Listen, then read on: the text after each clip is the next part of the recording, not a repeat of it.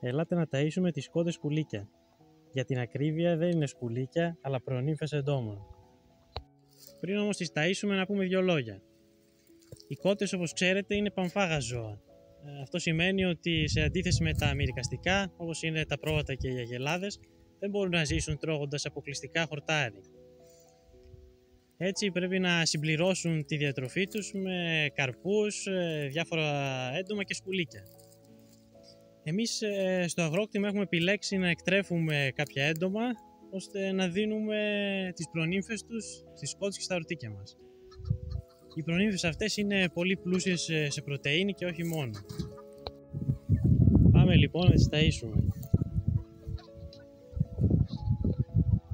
Οι συγκεκριμένες προνύμφες είναι από την μαύρη στρατιωτόμυγα.